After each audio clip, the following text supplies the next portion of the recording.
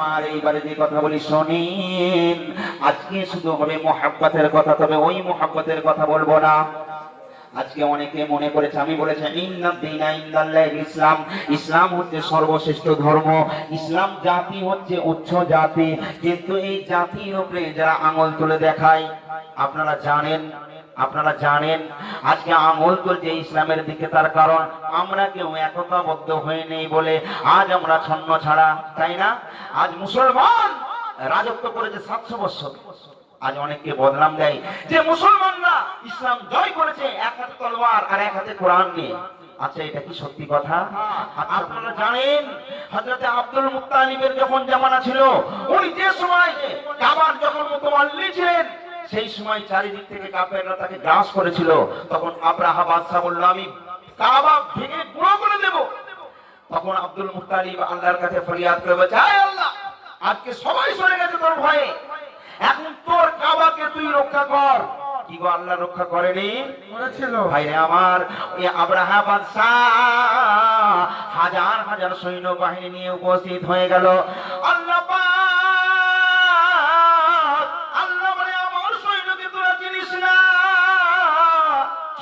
ছোট্ট আবাবিল পাখি, তাদের মধ্যে আল্লাহ পাথর দিয়েছিল তয়রন আবাবিল।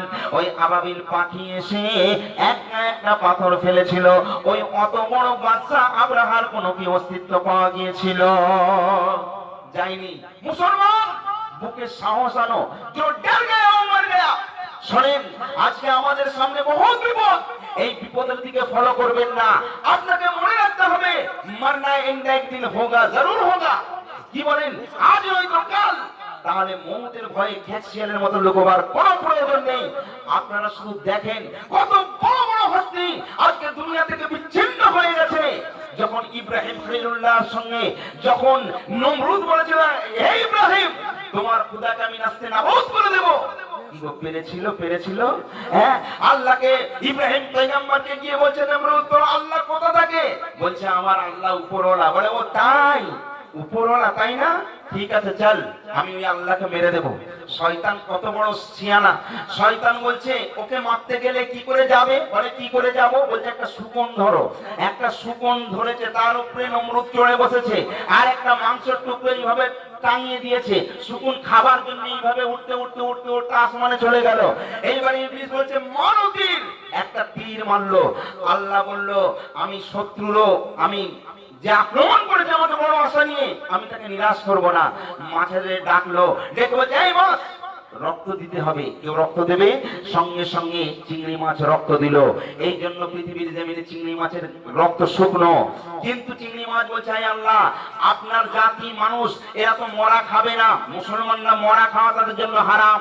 কিন্তু আল্লাহ বলছে, আজকে তুই যে রক্ত দিচ্ছিস, কিয়ামত পর্যন্ত তোরা মরে গেলেও সবার জন্য হালাল। জোরে বলো সুবহানাল্লাহ। সুবহানাল্লাহ। কোনো ব্যাপার নেই, তোদের মরাও খাবে।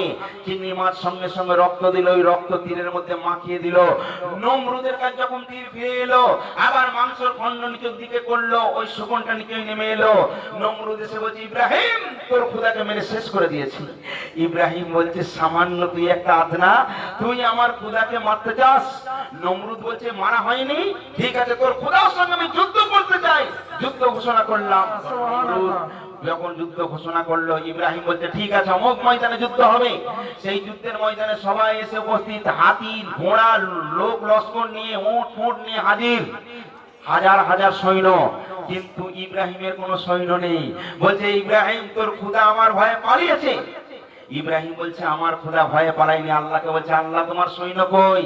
আল্লাহ বলছে, দাঁড়া, আমি ছোট্ট ছোট্ট জিনিস দিয়ে আমি পাঠাবো, ওটাই আমার সৈন্য। ভাইরে আমার, সঙ্গে সঙ্গে আল্লাহর হুকুমে, আপনারা জানেন, একটা নয় দুটো নয়, হাজার হাজার লক্ষ লক্ষ মুসা হাজির হয়ে গিয়েছিল। কে কোথায় পালাবে, পথ খুঁজে পায় না, তীর কোথায় মারবে, যেদিকেই তীর মারে, যেদিকে তলোয়ার মারে, একে অন্যের ঘাড় গর্দান কেটে আলাদা হয়ে যায়। ভাই আমার, নমরুদ একটা একটা খোঁড়া মশা, তাকে সবাই খোঁড়া বাদশাহ বলতো। সে চিন্তা করলো আমি ঘায়েল করব যাকে তাকে ঘায়েল করব না, আমি করব তো করব মহাপ্রতাপশালী বাদশাকে করতে চাই। আমার টার্গেট এই মহাপ্রতাপশালী বাদশাকে আমি করব। সঙ্গে সঙ্গে নমরুদের কানের মধ্যে একজন ঢুকে যায়। ওই খোঁড়া বাদশাহ যখন ঢুকে গেল এমন ভাবে কামড় দিতে থাকে নমরুদের বাপের নাম ভুলে যায়। নমরুদ বড় মুসিবতে পড়ে গেল, বড় চিন্তার মধ্যে পড়ে গেল। আল্লাহ এখন করব তো কি উপায়? আল্লাহকে আল্লাহ বলে মানে না। নমরুদ চিন্তা করছে করব তো এখন কি করব। ভাইরে আমার কিতাবের মধ্যে আছে একজন নয় দুজন নয় চারজন লোককে উনি নিযুক্ত করেছিলেন। আবার ওই মশাটা এত বদমাস, এমনি এমনি হাত বোনালে চুপ থাকে না, জুতো দিয়ে যদি আঘাত করে তবে চুপ হয়, আবার জুতো মারা বন্ধ করে দিলে আবার কামড়াতে থাকে। এইবারে ওই মারতে মারতে দেখা যায় নমরুদকে মঞ্জুরে একজন জুতো দিয়ে আঘাত করলো, সঙ্গে সঙ্গে মাথাটা তুফান হয়ে গেল। দেখা যায় সেই মগজের ভেতর থেকে ছোট্ট একটা খোঁড়া বাদশা মশা উড়ে যায়। সুবহানাল্লাহ। এরকম কত নমরুদ গেল, কত ফেরাউন গেল, কত সাদ্দাত গেল। সাদ্দাতও জান্নাত বানিয়েছিল, প্রবেশ করতে পেরেছিল। আজকে জালিম বাদশার জামানায় আমরা এসে গিয়েছি। ভাইরে আমার কোনো ভয়ের কারণ নেই। আরে কুত্তার কাজ হচ্ছে ঘেউ ঘেউ করা। বলছে হাতি যাবে বাজার আর কুত্তা ভোগে হাজার। হাতির কাজ যাওয়া, কুকুরের কাজ ঘেউ ঘেউ করা। অতএব ভয়ের কোনো কারণ নেই। মরতে একদিন না একদিন হবে, হবে না হবে না হবে। তাই ভাইজান আমার এখন সতর্ক হয়ে যান, আর নবীর মুহাব্বতের রশি ছাড়া কোন দিকে যাবেন না। যদি যান তাহলে আপনি মার খাবেন। আপনি ওলি আল্লাহর পথের মধ্যে থাকুন, ওলি আল্লাহকে মুহাব্বত করুন, নবীর তরিকা অনুযায়ী চলুন, দেখবেন সবাই গুটি গুটি করে আপনার কাছ থেকে সরে যাচ্ছে। আসলে তাদের সঙ্গে তো মুহাব্বত রাখার দরকার আছে। কি গো, আপনার সঙ্গে যদি আমার মুহাব্বত থাকে তবে তো আপনি আমার বিপদে ঝাঁপাবেন। আর আপনার সঙ্গে যদি কোনো সম্পর্ক না থাকে তো আপনাকে মারছে, আমি কি গিয়ে প্রতিবাদ করব? করব না।